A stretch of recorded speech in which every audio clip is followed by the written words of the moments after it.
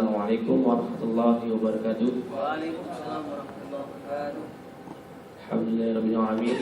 Salatu wassalamu ala asrofil anbiya'i wal mursalin wa ala alihi washabihi ajmain. Alhamdulillah.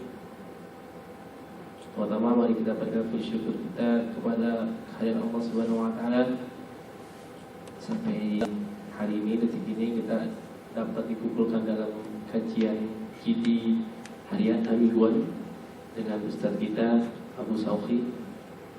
Salawat dan salam kita curahkan kepada Nabi kita Muhammad sallallahu alaihi wasallam, keluarganya, sahabatnya, dan pengikutnya. Insyaallah kita sebagai pengikutnya hingga akhir zaman. Baik, judul kali ini adalah Don't Despair, Get the Spirit. Nggak tahu ya artinya. Baik, dengan Ustaz lokal kita Haji Abu Saufi, dimulakan dengan baca basmalah. Baik Ustaz, Abang.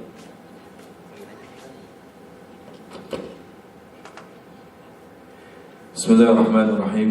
Assalamualaikum warahmatullahi wabarakatuh. Alhamdulillahirabbil alamin. Alhamdulillahilladzi an'ama 'alaina bi ni'matil iman wal islam. Asyhadu an la ilaha illallah wahdahu la syarikalah wa asyhadu anna Muhammadan 'abduhu wa rasuluhu la nabiyya ba'dah. Allahumma fashalli wa sallim 'ala hadzal nabiyyil karim, nabiyyina wa maulana Muhammad sallallahu alaihi wasallam wa ala alihi wa ashabihi ajma'in. Amma ba'd. Allahumma aftah lana qulubana wa alhimna rushdana wahdina ila siratakal mustaqim. Faqad qala Allah ta'ala fi kitabihil karim wa huwa asdaqul qailin. A'udzu billahi minasy syaithanir rajim. Bismillahirrahmanirrahim. Ya ayyuhalladzina amanu taqullaha haqqa tuqatih wa la tamutunna illa wa antum muslimun. Wa qala an-nabiy sallallahu alaihi wasallam, innamal a'malu binniyat wa innamal likulli imri'in ma nawa. Ila akhiril hadits. Shadaqallahul azim wa shadaqa Rasulullah sallallahu alaihi wasallam. Ma'asyiral hadirin, fadilatul mukarramin, ikhwan akhwat sekalian yang dirahmati Allah Subhanahu wa taala. Alhamdulillah, di dalam kesempatan siang hari ini kita dapat bermuajahah di dalam agenda kajian Islam Zuhurul Indosat. Dan sebelumnya, sebagaimana informasi yang disampaikan pada pekan yang lalu, sedianya di pekan ini yang akan memberikan taujih ataupun memberikan materi adalah guru kita Kiai Haji Dr. Daud Rosyid MA. Namun karena satu dan lain hal, kemarin sore diinformasikan beliau ada agenda lain di luar kota, sehingga beliau minta diganti di jadwal di pekan yang keempat, hari Kamis, minggu keempat di bulan Maret 2011 ini. Namun karena satu dan lain hal tersebut mengakibatkan mau tidak mau pembicara lokal harus dimajukan lebih awal, sehingga mudah-mudahan ikhwan akhwat sekalian tidak menjadi kecewa karena hal tersebut.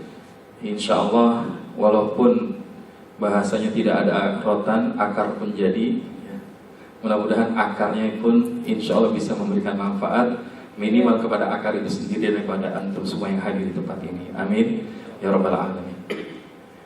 Wa fillah rahimakumullah.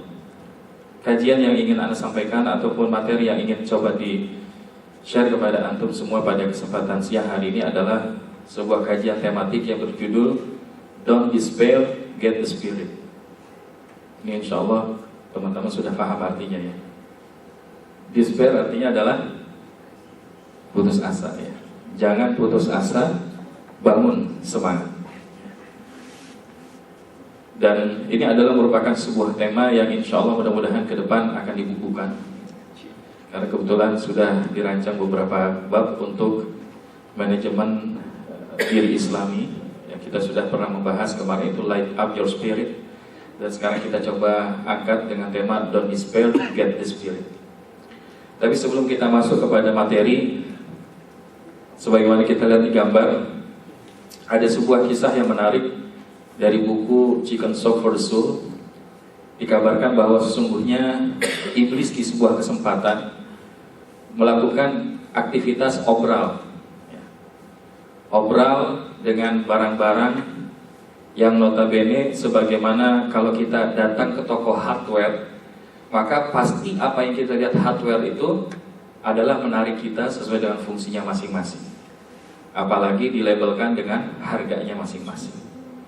Maka begitupun iblis kemudian meletakkan harga obral di perangkat-perangkat yang dia jual adalah dengki, iri hati, tamak, curiga terhadap sesama, marah, sombong, dan lain sebagainya.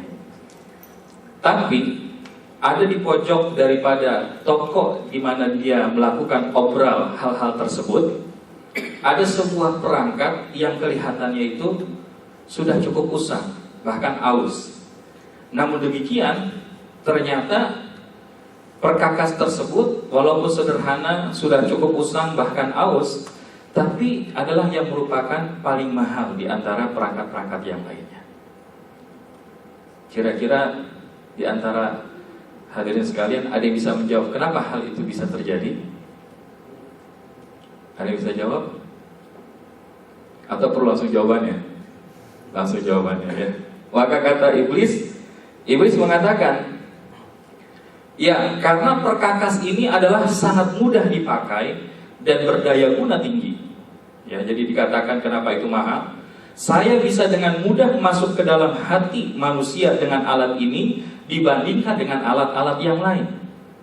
Begitu saya berhasil masuk ke dalam hati manusia, saya dengan sangat mudah melakukan apa saja yang saya inginkan terhadap manusia tersebut. Dan barang ini menjadi aus atau menjadi usang karena saya sering menggunakannya kepada hampir semua orang, karena kebanyakan manusia tidak tahu bahwa perkakas putus asa itu adalah milik saya. Jadi melalui kisah yang sederhana ini sebetulnya yang ingin diangkat adalah dari sekian bentuk penyakit-penyakit jiwa yang dialami oleh setiap manusia, ternyata putus asa merupakan salah satu yang terkesan remeh, tapi sebetulnya efeknya cukup dahsyat. Kalau boleh ditanyakan kembali, adakah di antara hadirin yang hadir di tempat ini pernah merasakan putus asa? Ada yang pernah ngalamin putus asa? Mungkin karena cintanya ditolak begitu.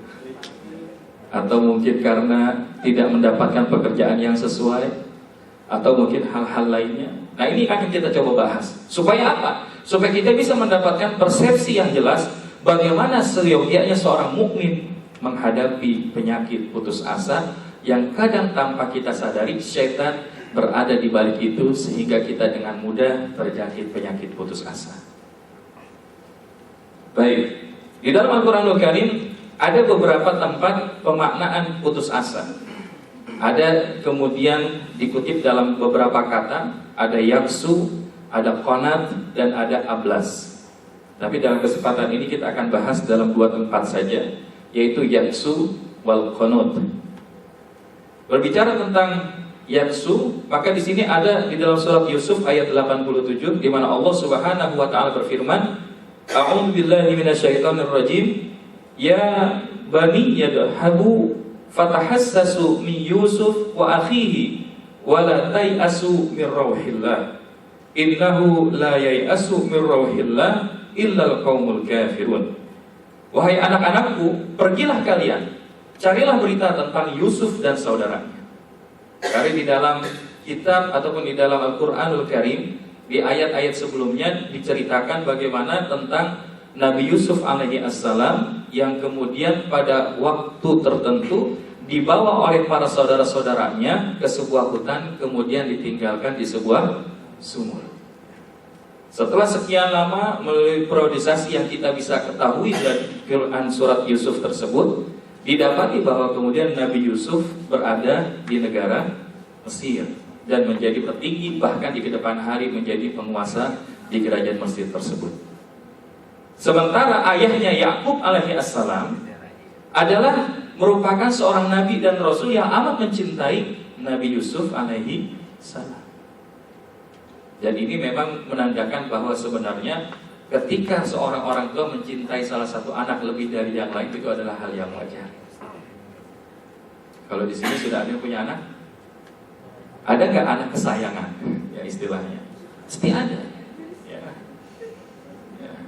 Mesti ada. Karena seorang nabi pun memiliki hal seperti itu dan itu merupakan hal yang sangat manusiawi.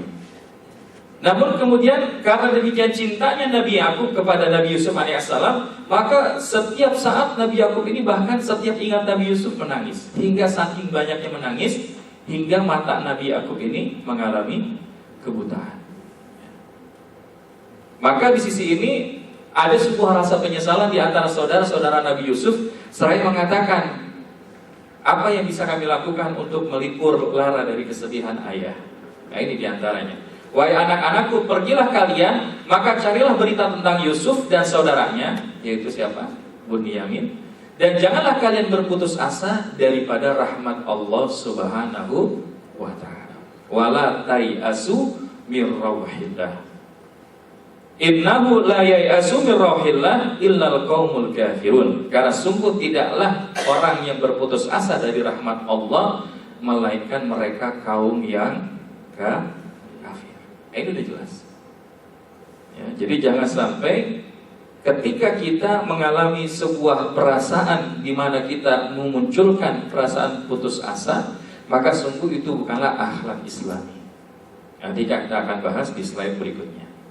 Tapi sebelum kita berbicara lebih jauh tentang apa saja penyebabnya, kemudian dampaknya dan terapi penyelesaiannya, maka kita harus mengetahui dulu bahwa di dalam aset manusia sebetulnya Allah Subhanahu wa ta'ala sudah memberikan banyak kelebihan. Di antaranya inni ja'ilun fil ardi khalifah. Allah ingin menjadikan manusia sebagai khalifah di muka bumi. Maka melalui pemahaman ayat ini sebetulnya kita harus meluruskan persepsi. Jangan sampai kita mengatakan bahwa kita ada di atas muka bumi karena dosa Nabi Adam melanggar larangan Allah di dalam surga. Ini perlu disampaikan. Kenapa?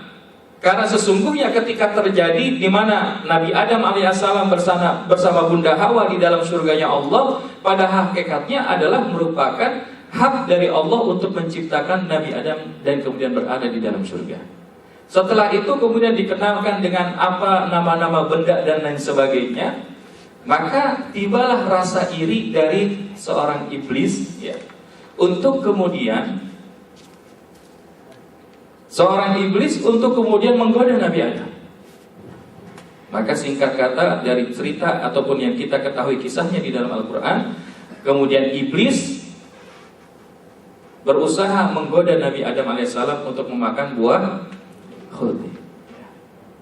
Tapi caranya bagaimana? Kalau kita tahu ternyata iblis dia menggunakan media perantara, yaitu seekor ular.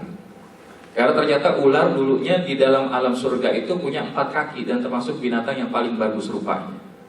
Maka ketika itu iblis masuk ke dalam tubuh ular, kemudian ular melewati penjagaan malaikat, barulah kemudian sampai di depan Nabi Adam dan menggoda Nabi Adam alaihissalam. Maka ketika turun perintah bahwa Allah Subhanahu wa ta'ala menerima taubat Nabi Adam setelah menyesal, maka turunlah engkau ke muka bumi. Dan ketika turun itu dikabarkan bahwa Nabi Adam alaihissalam turun, ada yang mengatakan di India, ada yang mengatakan di Mount Everest, dan kemudian Bunda Hawa turun di kota Jeddah. Ya, makanya sekarang disebut sebagai kota Jeddah karena asal katanya adalah Jadda, nenek moyang. Dan kemudian mereka berduanya ketemu di dalam Jabal Rahmah. Dan selain Nabi Adam dan Bunda Hawa, sebetulnya Allah juga menurunkan iblis dan ular. Cuma bedanya ular kemudian tidak memiliki kaki, sementara iblis juga diturunkan di atas muka bumi. Tapi ini bukanlah menyebab daripada kemudian kita berada di muka bumi, tapi karena Allah Subhanahu wa ta'ala punya skenario bahwa Nabi Adam dan keturunannya diinginkan sebagai khalifah di atas muka bumi ini. Dan ini juga mematahkan pendapat-pendapat para pemikir-pemikir orientalis yang mengatakan kalau ada manusia lain sebelum Nabi Adam alaihissalam. Ya, kalau berdasarkan teori Charles Darwin bahkan ada manusia-manusia purba. Allahu a'lam, terlepas apakah itu jenis manusia atau jenis yang mirip manusia, tapi satu hal yang kita harus garis bawahi, manusia yang memiliki akal dan diperintahkan untuk berada di muka bumi untuk menjadi khalifah, yang pertama kali adalah Nabi Adam alaihi assalam. Yang kedua, kelebihan manusia adalah Allah muliakan dan diberikan kelebihan yang tidak dimiliki oleh makhluk lain. Bahkan di dalam surat Al-Isra ayat 70 ini nanti bisa dilihat. Walaqad karramna bani Adam. Dan sungguh telah aku muliakan daripada keturunan Bani Adam, sehingga mereka bisa mengelola apa yang ada di laut, bisa mengelola apa yang ada di bumi, bahkan bisa menjelajahi udara dan angkasa. Sementara makhluk Allah yang lain belum tentu melakukan hal yang sama, karena memang Allah sudah menjelaskan bahwa manusia memiliki kelebihan itu. Yang ketiga, diberikan alat indera dan akal. Dan ini adalah merupakan salah satu kelebihan manusia dibandingkan daripada makhluk Allah yang lain. Ini kalau sebagai perbandingan, kita sama-sama, mohon maaf, kita sama dengan monyet, kira-kira sama apa beda? Monyet punya mata enggak? Kita punya. Monyet punya hidung enggak? Manusia? Kuping manusia punya. Monyet punya enggak? Bedanya di mana? Nah, jadi bedanya di sini. Ya. Kalau bilang panca indera, sebetulnya ada juga yang lain yang memiliki kemiripan dengan kita. Tapi sungguh yang membedakan kita dengan makhluk Allah yang lain adalah ketika Allah berikan alat panca indera ditambah dengan akal. Makanya kalau manusia punya alat panca indera tapi nggak punya akal, namanya manusia. Bukan saya bilang ya. Baik, ikhwafillah sekalian. Yang keempat, Allah Subhanahu wa Ta'ala juga mengatakan kelebihan manusia adalah tempat tinggal yang lebih baik dibandingkan makhluk lain dan diberikan rezeki. Ya. Maka kalau kita lihat, yang namanya manusia tinggal di mana aja bisa. Ya. Ya. Mana aja boleh katanya kan gitu ya. Mau tinggal di laut bisa, mau tinggal di darat bisa, bahkan di kutub utara juga bisa kan. Gitu. Tapi sementara makhluk-makhluk Allah yang lain dengan segala insting yang dimilikinya mungkin hanya membuat bangunan yang sederhana atau sesuai dengan apa yang Allah perintahkan. Dan di antara kelebihan manusia yang lainnya adalah diberikan daya berusaha dan usahanya dihargai. Nah, jadi manusia itu punya kemampuan untuk melakukan sebuah usaha. Dan apapun usaha yang dilakukan oleh manusia pasti akan dihargai oleh Allah Subhanahu wa Ta'ala. Namun demikian, Allah memberikan kelebihan di satu sisi, tapi di sisi yang lain Allah juga memberikan kelemahan bagi manusia. Apa saja kelemahan manusia? Di antaranya adalah memang manusia adalah makhluk yang lemah. Sehebat apapun kita, sekuat apapun kita, kita pasti adalah makhluk yang ringkih. Ada nggak yang begitu kita jatuh lagi lari ini misalkan, ya begitu lari, kemudian kita jatuh, terluka berdarah, kemudian dalam waktu singkat sembuh sendiri, ada nggak? Rasanya agak sulit. Ini baru kejadian sederhana. Kemudian misalkan kita tutup pintu, nggak sengaja jari kita masih ada di pintu. Yang patah kira-kira jari kita apa pintunya? Ya, jari kita. Tapi jangan dicoba. Nah, ini adalah contoh bahwa sesungguhnya walaupun Allah berikan kelebihan, manusia ternyata memiliki kelemahan. Yang kedua, ada kelemahan yang berupa sifat, yaitu sifat tergesa-gesa. Ya. Dan inilah yang kalau kita lihat membahayakan diri manusia itu sendiri. Karena kadang-kadang manusia itu suka bersifat tergesa-gesa, kurang melakukan pemikiran dan perenungan terhadap sebuah hal yang dilakukan oleh manusia itu sendiri. Manusia senang membantah. Maka kalau kita lihat di dalam surat Al-Baqarah, itu ada bagaimana kisah di zaman Nabi Musa alaihissalam, ketika kemudian Bani Israel pengen tahu siapa yang membunuh di antara mereka itu. Maka ketika ditanya sama Nabi Musa, kata Nabi Musa, nanti aku tanya dengan Allah SWT. Setelah Nabi Musa sholat, kemudian minta sama Allah, dikasih tahu oleh Allah SWT, wahai Musa, perintahkan mereka untuk menyembelih 1 ekor sapi. Sebenarnya kan perintah sapi di sini sederhana atau sulit? Sederhana, cuma memerintah, cuma cari 1 ekor sapi. Tapi Bani Israel bilang, ya Musa, sapi yang model bagaimana? Jantan apa betina? Udah ditanya jantan betina, Kalau udah betina kira-kira umurnya berapa tahun? Jadi bertele-tele. Oh, udah sekian tahun. Kalau sudah seperti itu kulitnya warnanya apa? Makanya ini adalah kisah yang diabadikan di dalam surat Al-Baqarah. Namanya Al-Baqarah itu artinya adalah sapi betina. Sampai kemudian setelah ditemukan, barulah kemudian atas izin Allah hal itu terjadi. Namun ini menggambarkan bahwa pada dasarnya manusia itu senang membantah. Dan yang keempat, kelemahan manusia lainnya adalah sombong, ya. Tidak mau berterima kasih dan mudah putus asa, ya. Kadang ketika kita lagi dapat nikmat, sering gak kita ingat sama Allah? Pak, Bu, kira-kira kita lagi dapat nikmat nih, ingat gak sama Allah? Nah, misalkan di rekening kita ada bonus 10 kali gitu gaji kita. Rumah kita alhamdulillah nggak usah jauh-jauh dari kerjaan, nyebrang doang ke sebelah gitu, Evodia misalkan. Kendaraannya alhamdulillah Pajero terbaru misalkan. Ingat sama Allah apa enggak? Yakin. Yang ada di rumah punya suami, suaminya ganteng. Wah. Yang punya istri, istrinya cantik. Ingat nggak sama Allah pas lagi itu? Karena apa? Qalilan min ibadiyas syakur. Karena hanya sedikit sebagian di antara hambaku yang syukur sama nikmat ketika aku berikan kepada mereka. Kemarin pernah Anda sampaikan di sebagian teman-teman, kita biasanya kalau pagi bangun jam berapa? Mas Mari bangun jam berapa? Jam 5. Alhamdulillah. Hah? Setengah 5 ya. Nah, kalau yang lain ada bangun jam berapa kira-kira? Oh, setengah 4 ada.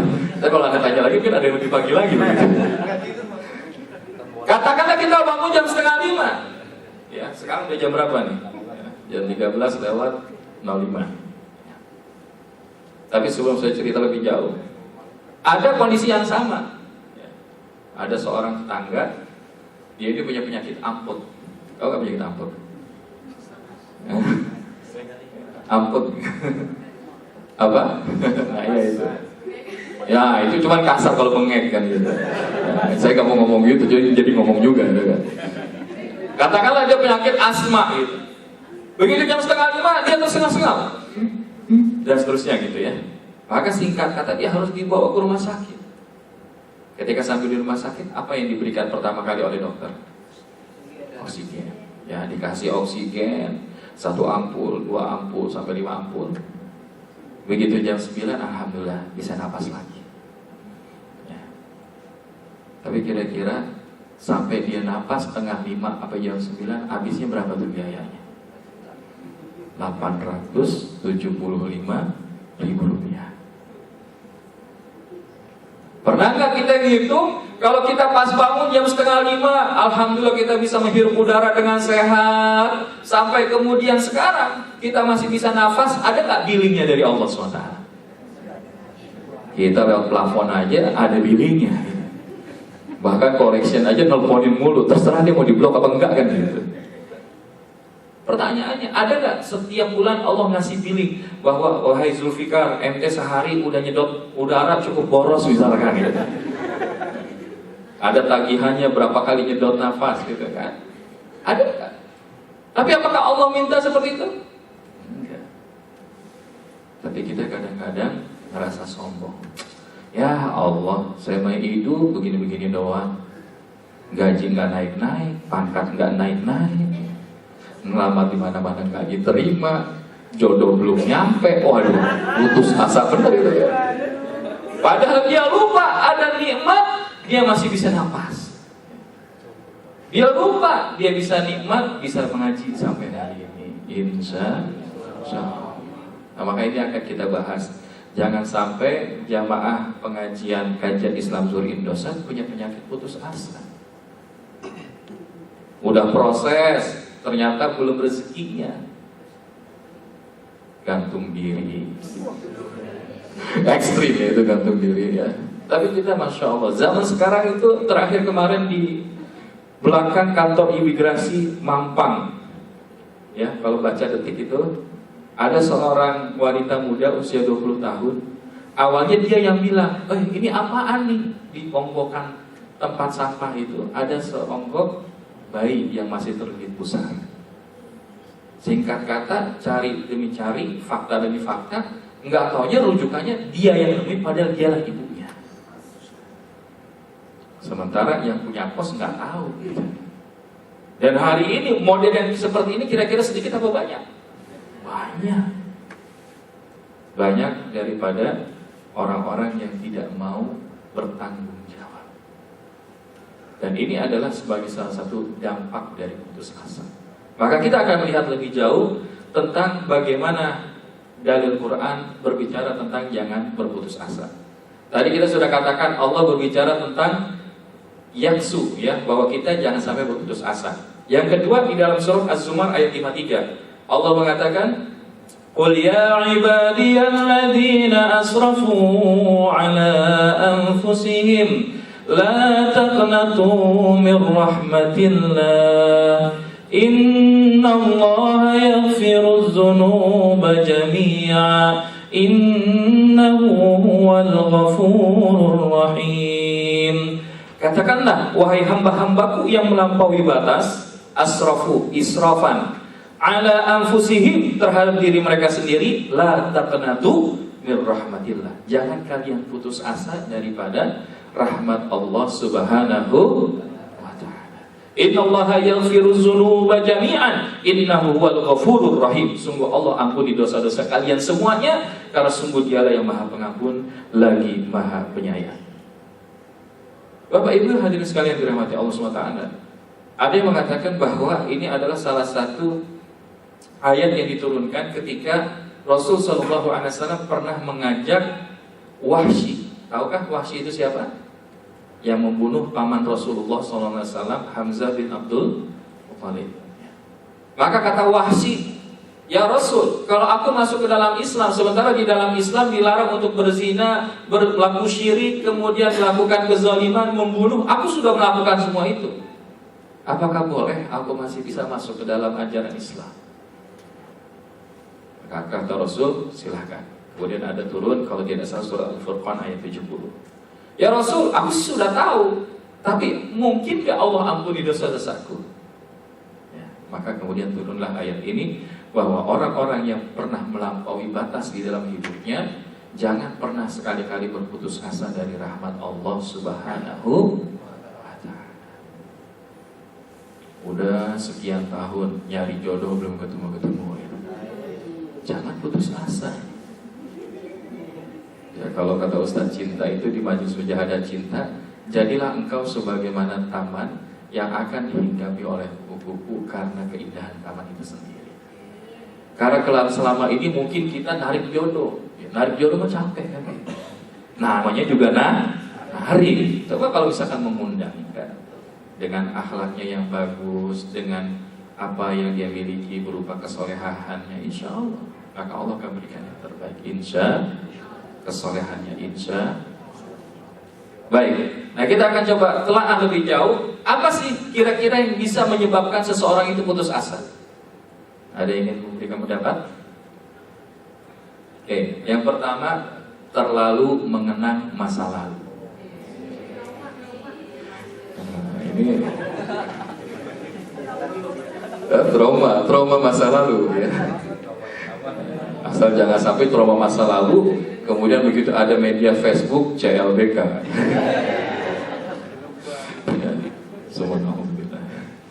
Bapak Ibu sekalian dirahmati Allah SWT, maksudnya adalah bagaimana? Terlalu mengenang masa lalu. Ada seorang yang, karena ini kebanyakan ada yang belum nikah, gitu ya. Kita bahas hal ini.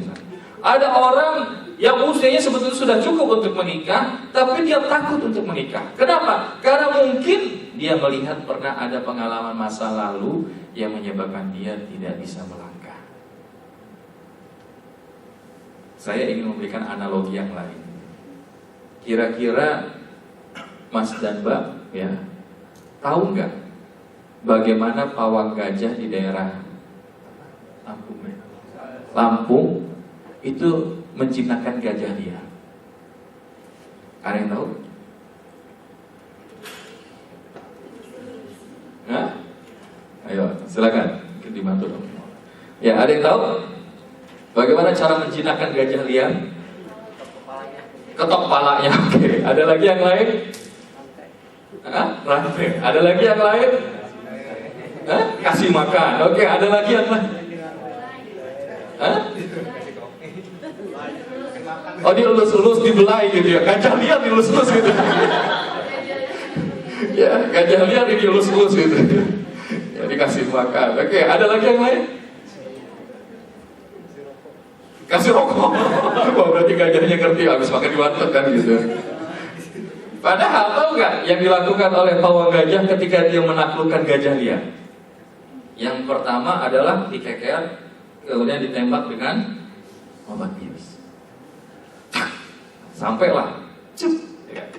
Kemudian gajah liar itu otomatis roboh.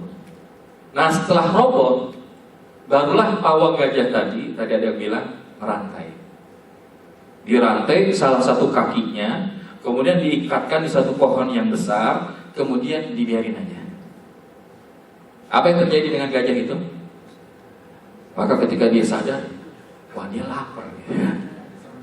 Dia nggak jauh beda sama kita. Begitu bangun ya pikiran, apa sarapan kita kan gitu. Maka begitu juga gajah, begitu bangun dia pikiran, wah saya pengen makan. Nah begitu dia akan makan, tapi kakinya karena terantai tadi akhirnya dia jatuh. Kemudian dia coba lagi bangun, jatuh lagi. Coba lagi bangun, jatuh lagi. Sampai akhirnya apa yang terjadi dengan gajah itu? Ya kalau saya terlari, jatuh lagi dia kan begitu. Padahal kalau kata gajah cukup 1 malam, ya kan? Dirantai maksudnya gitu kan. Tapi apa yang terjadi? Ya pawang gajah tadi ada yang bilang ngasih makan. Mulai dia kasih rumput-rumputan di depan tuh gajah. Udah dikasih, apa yang terjadi? Udah dibiarin lagi, pergi lagi.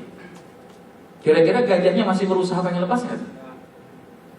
Ya dia coba lagi, jatuh lagi, coba lagi, jatuh lagi. Terus itu terjadi. Begitu besok paginya dikasih lagi sama pawang. Begitu sore kasih lagi. Akhirnya di hari ketiga dilepas itu rantai yang ada di gajah tersebut. Tapi apa yang kemudian dia lakukan? Si pawang tadi ikatkan dia sama tali tambang satu kakinya, kemudian dia taruh balok ya yang enggak sebetulnya sangat kecil dibandingkan ukuran gajah tadi, kemudian diikat di situ. Kira-kira tuh gajah mau lari apa enggak? Kira-kira gajah itu mau lari apa enggak? Enggak. Karena yang ada di dalam pikiran dia adalah rantai besi. Dan inilah sebetulnya kita kadang-kadang kita punya rantai gajah di dalam pikiran dan masa lalu hidup kita. Sehingga kita nggak bisa berangkat untuk melakukan yang lebih baik di masa yang akan datang karena ada perasaan, wah saya dulu pernah gagal membangun cinta jarak jauh. Akhirnya begitu ada yang meminang dari daerah jarak jauh, langsung trauma.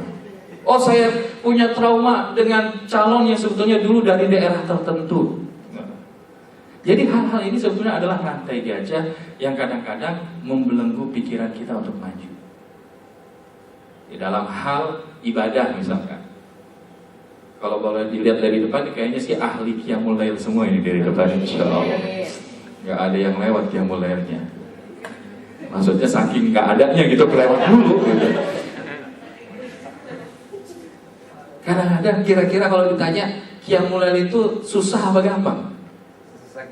Susah-susah gampang. Nah, ketahuan kalau yang susah-susah gampang tuh ya susah-susah gampang gitu.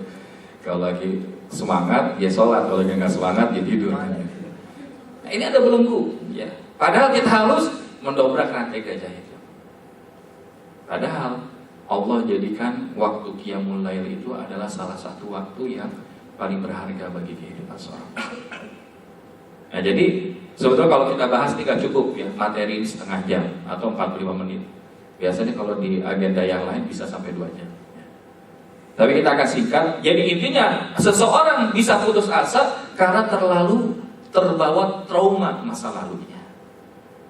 Betul. Yang kedua, selain masa lalu yang membelenggu diri dia, kadang-kadang memikirkan berlebihan mengenai masa depan. Jadi ada orang yang udah dari masa lalu, saya nggak mau. Kalau disuruh jadi ini nggak mau Ada internal job vacancy jadi ini, saya nggak mau Jadi lakukan suruh ini nggak mau . Tapi begitu ada juga orang yang takut dengan masa depan. Waktu itu di daerah mana? Bandung ya, kalau nggak salah. Seorang ibu, kemudian dia membekap 3 orang anaknya. Apa yang dia khawatirkan? Dia khawatir melihat apa yang terjadi hari ini, kejadian kemaksiatan, kejadian segala hal yang berbau kriminalitas. Dia khawatir anaknya besok nggak sanggup menghadapi fitnah zaman. Tapi kemudian dia fatalis, putus asa. Akhirnya dia bunuh 3 anaknya. Padahal dia pakai jilbab, padahal dia aktif ngaji. Tapi karena dia terlalu khawatir berlebihan mengenai masa depannya, sehingga dia melakukan hal yang fatalis sebagai dampak dari keputusasaan. Nah, jadi kita juga tidak harus berlebihan memikirkan tentang masa depan kita. Ya, karena apa?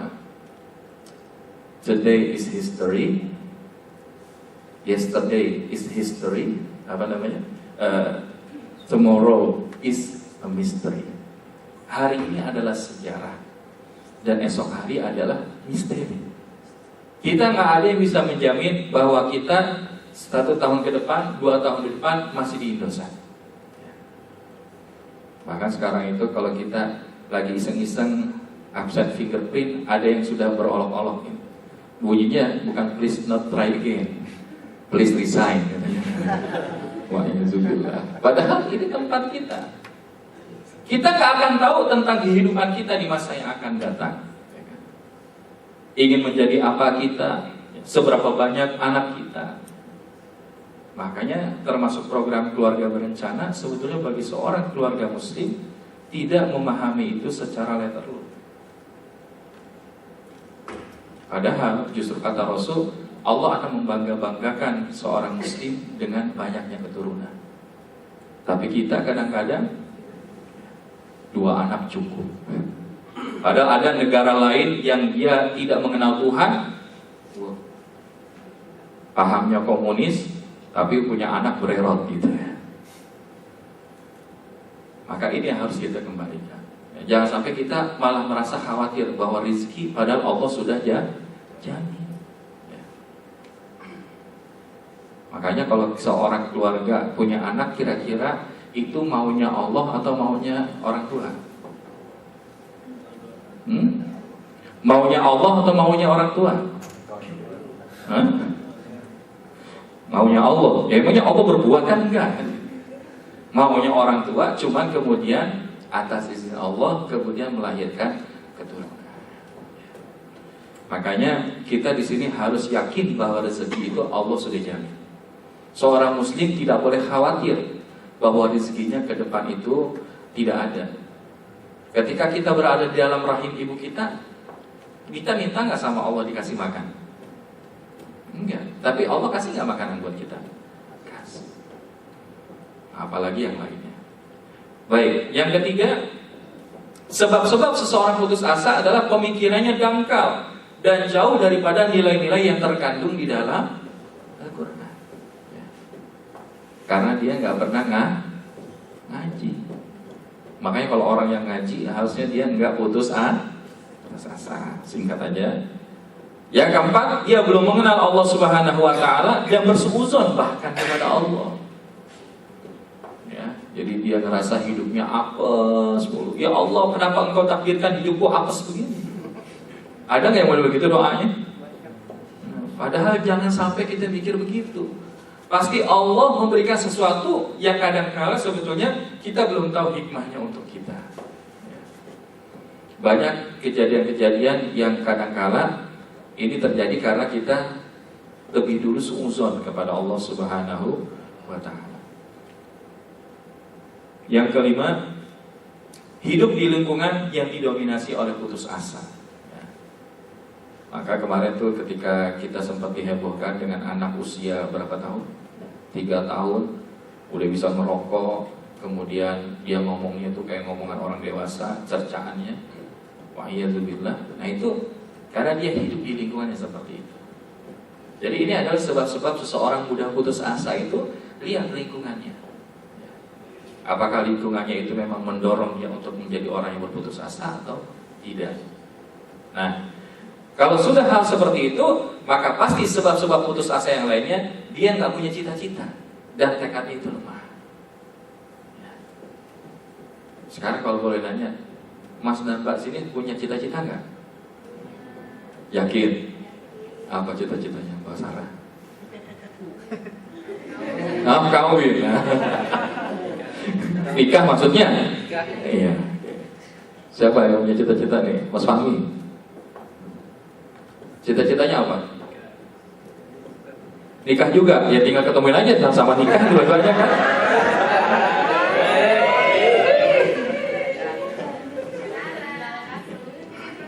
Ya. Ya. Jadi padahal kalau kita lihat, kita hidup sebetulnya kalau tidak punya cita-cita, pasti kita nggak punya semangat. Pernah lihat permainan bola nggak? Suka nggak main bola? Ya. Suka nonton bola nggak? Salah. Suka nonton bola nggak? Kalau dilihat kira-kira apa cita-cita pemain bola? Menang. Nah itu paham nggak? Ya masukin gol sebanyak-banyaknya untuk meraih kemenangan. Apakah dia sebagai seorang penyerang? Apakah sebagai seorang di lini tengah? Apakah dia berada sebagai seorang bek atau bahkan kiper? Pikiran dia adalah bagaimana dia bisa memasukkan gol ke sarang lawan.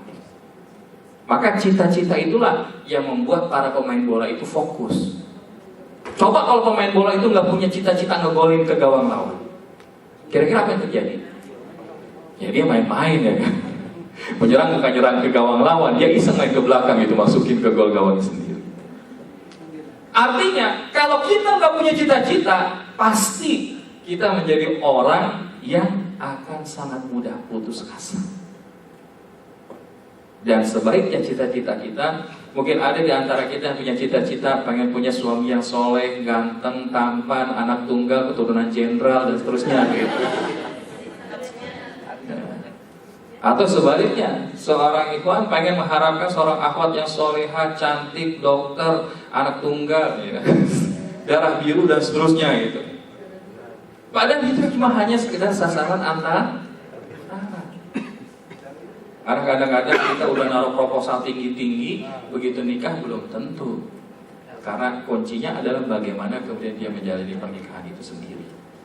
Maka kata Rasul, kalau seseorang menikah karena parasnya, karena keturunannya, karena hartanya, karena agamanya, dahulukan menikah itu karena agamanya.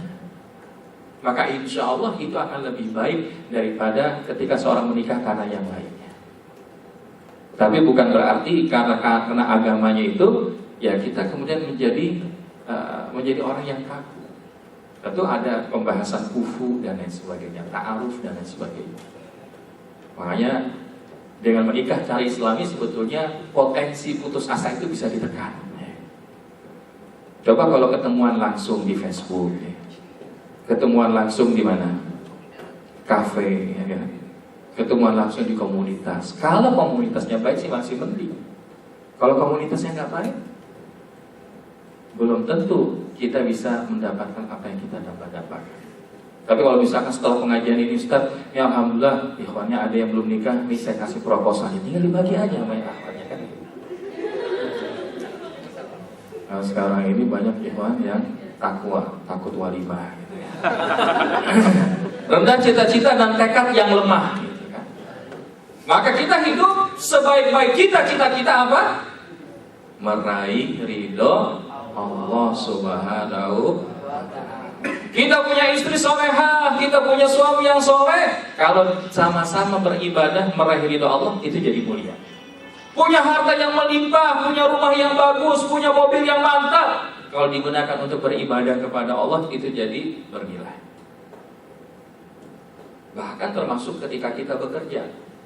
Kita bekerja di tempat ini, kira-kira cita-citanya apa? Atau jangan-jangan gak ada cita-cita masuk Indonesia? Ada cita-cita nggak kerja di tempat ini? Harus ada cita-cita. Meraih salary, bukan itu, bukan sekedar itu. Kita ingin meraih ridho Allah Subhanahu wa ta'ala. Makanya kita harus berhitung berapa waktu kita habis di kantor ini. Yang kita kerja benar-benar berapa jam sih? Facebookan berapa jam? BBM-an berapa jam? Belum lagi pas ngaji tidurnya berapa jam? Makanya ini harus kita kembalikan.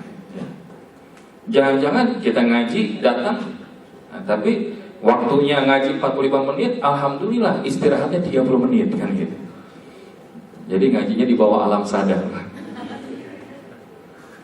Rendah cita-cita dan tekadnya lemah.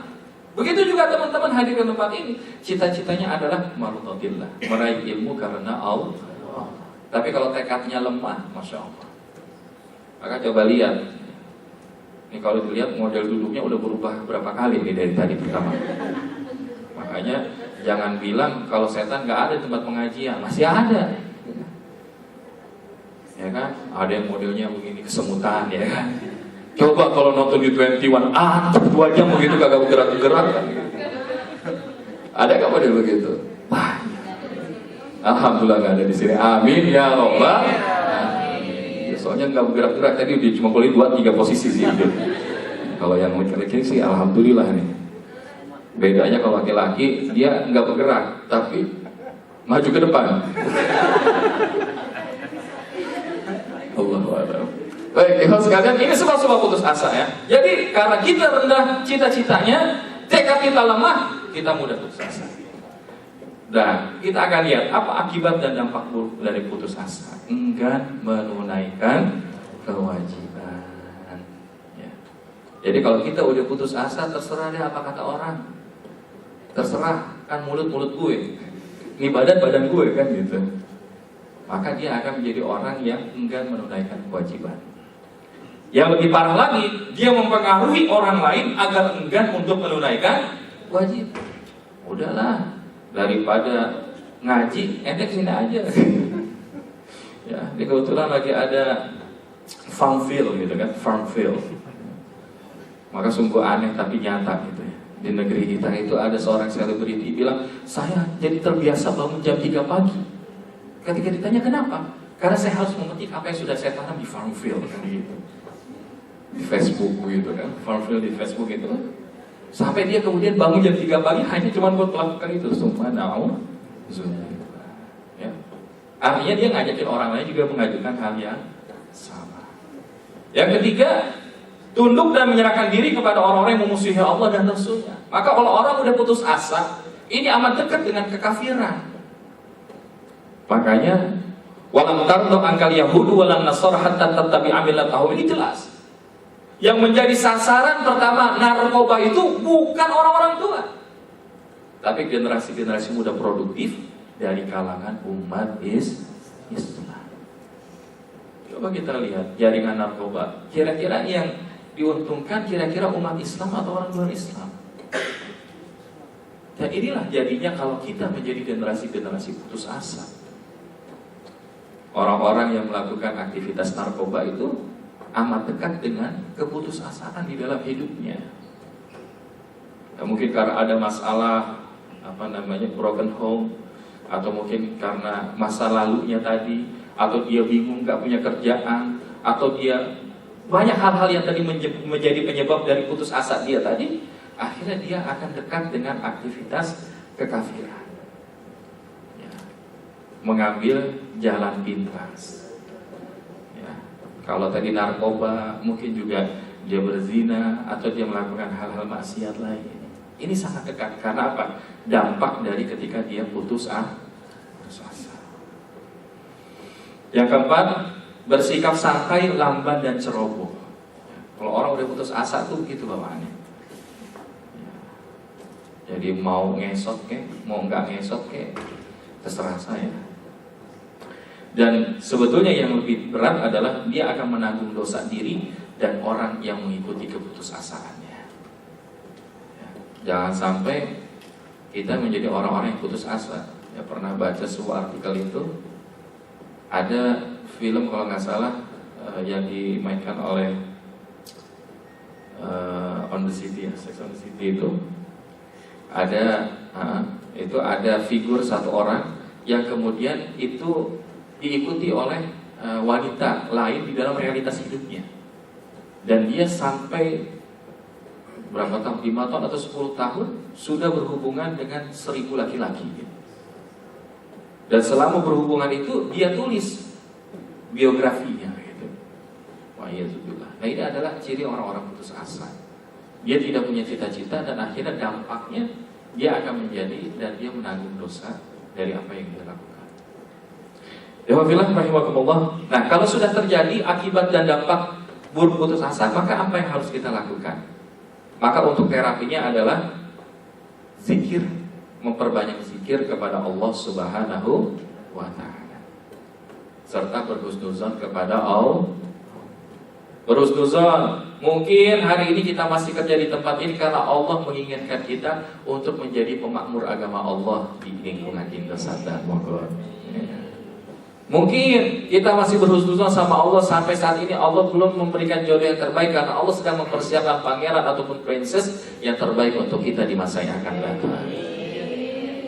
Jadi kita harus berhusnuzon dengan Allah SWT. Hidup kalau punya husnuzon sama Allah itu enak. Karena apa? Wa 'asa an takrahu syai'an wa huwa khairul lakum wa 'asa an tuhibbu syai'an wa huwa syarrul lakum wallahu ya'lamu wa antum la ta'lamun. Boleh jadi kamu membenci sesuatu padahal ia amat baik bagi kalian menurut Allah. Dan boleh jadi kalian mensukai sesuatu padahal ia amat buruk bagimu. Allah mengetahui sedangkan kalian tidak mengetahui. Makanya kalau kita berdoa, rasa-rasanya doa kita didengar gak sama Allah? Banyakan didengar apa gak didengar? Banyakan didengar. Kadang kita minta, ya Allah, pengen punya rezeki yang banyak, punya istri yang solehah, suami yang soleh, anak yang qurrata ain. Tapi ternyata Allah mungkin belum memberikan itu sama kita.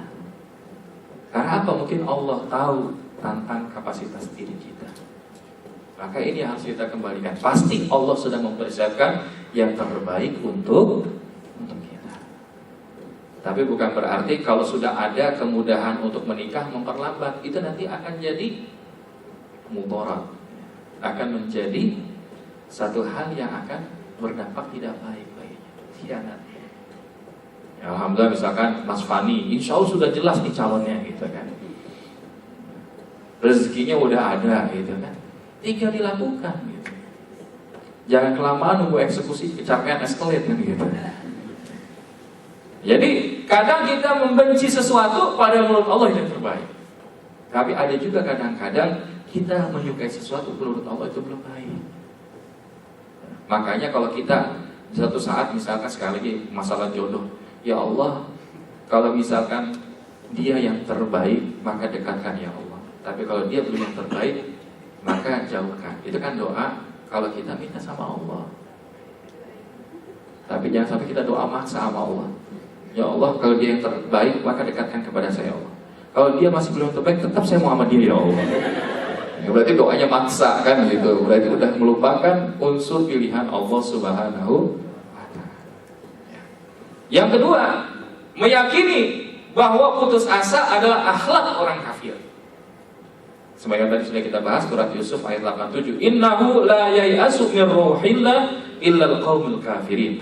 Illal qaumul kafirun. Sungguh tidaklah berputus asa dari rahmat Allah melainkan kaum yang kafir. Nah, ini pernah ada sebuah kisah, seorang sufi ingin mengetahui rahasia kasih sayang Allah. Maka ketika itu dia sampai ada sebuah rumah isinya banyak kutu busuk. Tapi kutu busuk ini pada kering-kering ya, karena nggak dapat makanan. Maka atas izin Allah nggak lama dia pengen tahu nih si sufi ini apa yang akan Allah lakukan terhadap kutu busuk. Kemudian datanglah seorang penyamun, perampok begitu ya. Tanpa babi ibu dia langsung merebahin tubuhnya tidur. Singkat kata apa? Akhirnya itu jadi makanan kutu busuk itu. Dan ternyata inilah kasih sayang Allah Subhanahu wa ta'ala. Maka seorang mukmin jangan sampai dia putus asa. Seberat apapun masalah hidup, sekuat apapun cobaan yang Allah berikan, sebetulnya itu adalah ujian dari Allah ingin mengetahui seberapa siapkah kita mencintai Allah. Insya Allah. Dan yang ketiga, menata hati untuk bisa menerima apa yang tengah kita hadapi dengan berpikir positif. Maka penting bagi kita ketika kita putus asa itu hadapi dengan energi positif, jangan dengan energi negatif. Kita lagi ada masalah, ke bawah sampai tidur. Begitu bangun kesiangan, aduh kesiangan nih, pasti jalan macet, mana nanti nggak ada bus, mana nanti dimarahin sama atasan kan gitu. Itu pagi-pagi begitu bangun tidur kepikirannya negatif. Kira-kira terlaksana apa enggak? Kejadian, dia ngejar bisnya ketinggalan. Dianya ketinggalan, maksudnya bisnya lewat gitu ya. Kemudian udah begitu nyampe kantor kesiangan, dipanggil, di coaching sama atasannya. Wah ya alhamdulillah. Akhirnya yang tadinya harusnya dia nggak lakukan, dia pikirkan, maka itu jadi apa yang dia lakukan dalam hari itu. Maka paling enak kalau kita bangun tidur, apa doanya? Alhamdulillahilladzi at'amana wa saqana. Itu doa habis makan ya. Ahyana ba'dama amatana wa ilaihin nusyur. Masa diajarin lagi, kalah sama anak saya kedua kan. Jadi yang harus difahami adalah ketika kita bangun tidur menyerap energi positif dari Allah Subhanahu wa taala, yakinlah insya Allah hari itu kita akan memulai hari dengan semangat positif. Kalau lagi ada masalah, jangan dibawa ke kantor. Masalah kantor jangan dibawa ke rumah. Maka ada teman itu, kalau dia lagi mau masuk kantor, dia suka melakukan satu tindakan yang kadang-kadang menurut kita kurang pantas. Dia tinggalin. Nanti begitu dia pulang lagi, dia pakai lagi. Padahal nggak ada apa-apaan, dia cuma naruh doang begini. Ketika ditanya, kenapa engkau melakukan itu? Enggak, aku tidak mau ketika ada masalah di rumah, aku bawa ke kantor. Maka dia tinggalin itu masalah. Nanti begitu pulang dari kantor, bawa lagi itu masalah, bawa ke rumah kan gitu. Sehingga kalau kita berpikir secara fokus dan secara positif, insya Allah hidup kita akan menjadi lebih indah. Karena apa? Manusia tidak bisa melakukan banyak multitasking. Kita cukup bisa melakukan satu fokus. Yang kedua, senantiasa ingat bahwa ujian yang menimpa kita adalah menuntut kita menjadi yang lebih baik. Kira-kira seorang pelari yang terhebat, yang terkencang itu hasil sehari instan atau karena proses yang berkelanjutan? Proses berkelanjutan. Apakah kita yang hadir di sini sarjana S1 langsung sarjana S1 atau melewati ujian-ujian dari SD, SMP, SMA? Pasti melalui proses. Begitu juga kehidupan kita. Ada kehidupan kita yang dituntut oleh Allah SWT untuk menjadi lebih baik. Ini di sini rata-rata S1 ya, minimal D3 lah begitu ya. Cuma pertanyaannya, sudahkah keimanan dan ketakwaan kita juga S1 atau D3? Atau jangan-jangan keimanan kita baru tingkat SMP atau SMA? Nah, kita menghindari hal seperti ini. Ahasiban nas ayatraku ayaqulu amanna wa hum la yuftanun. Apakah kalian mengira tidak akan ada ujian dari Allah Subhanahu wa taala atas keimanan kalian? Pada Allah ingin tahu. Dan yang terakhir, bagaimana cara kita mencegah ataupun terapi apabila kita terjangkit penyakit putus asa? Bersabar dan bersikap proaktif serta tidak reaktif apabila menghadapi musibah dan ujian. Wala nabluwannakum bisyai'im minal khawfi wal ju' wa naqsim minal amwali wal anfusi was samarat wa basyiris sabirin alladzina idza asabathum musibah qalu inna lillahi wa inna ilaihi raji'un. Nah ini.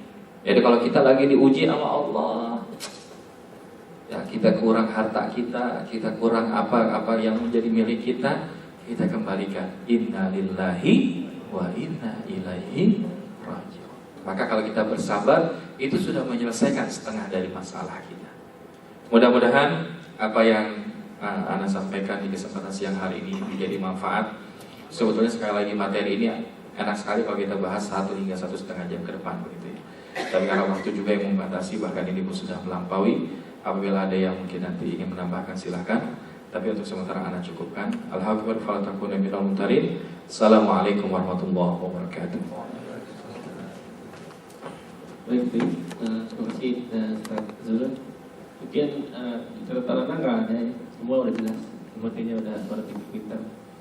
Baik, ada pertanyaan? Ya, ada pertanyaan satu nih ya, karena waktu. Pertanyaan mungkin bukan terus asa ya. Dari istri atau sohekan. Dapat melainkan. Maksudnya antum menawarkan diri untuk siap jadi bang. Udah menikah belum? Belum. Alhamdulillah ya. Jadi insya Allah nih, ini belum ya. Baik, sekalian, sudah banyak mungkin yang ingin antum sampaikan, tapi karena waktu juga yang membatasi, insya Allah next time kita akan bahas tentang materi-materi penyakit kita yang lainnya. Ya.